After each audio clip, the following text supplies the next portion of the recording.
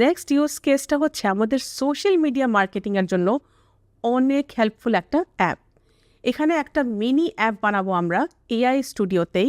যেমন একটা ইমেজ নিয়ে আমি সেটার মাল্টিপল ভ্যারিয়েশনস ক্রিয়েট করতে চাচ্ছি। আমি ফেসবুক অ্যাড লাইব্রেরিতে গিয়ে ফুড পান্ডার একটা অ্যাড নিলাম, যেখানে পিৎজা আছে হটলাইন নাম্বার সহ। এখন আমি প্রম্পট দিব যে আমাকে এমন একটা অ্যাপ বানায় দাও, অ্যান্ড অ্যাপ বিল্ড আবার স্টার্ট হয়ে গেল। Let's see how it looks.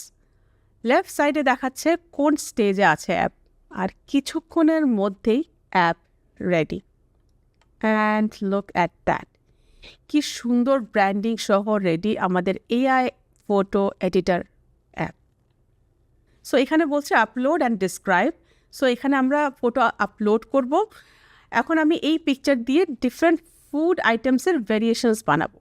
যেমন replace pizza in the picture with ফ্রাইজ and burger, replace pizza in the picture with biryani, replace pizza in the picture with Chinese food, replace pizza in the picture with Bengali fish curry, replace pizza in the picture with fries and kebab, and generate videos A click করলাম।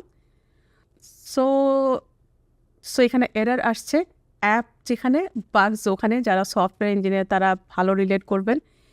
So লেফটে দেখেন auto fix আছে, সেটা click করলাম, আর এটা নিজেই fix করবে, check করছে কোথায় কী প্রবলেম, কী বাগ আছে, আর আমার কিছুই করতে হবে না, জাস্ট ওয়েটিং ছাড়া। অলমোস্ট 1 মিনিট ধরে নিজেই ফিক্সড করছে প্রবলেম। ওকে, ফিক্সড হচ্ছে and done. Let's check now. আবার আমি পিকচার দিয়ে দিব, প্রম্পটটা দিয়ে দিব, অ্যান্ড জেনারেটে ক্লিক করলাম। And look at this, same পিকচারটারই কতগুলো ভেরিয়েশনস এসে পড়েছে। বার্গার, ফ্রাইজ, চাইনিজ, কাবাব।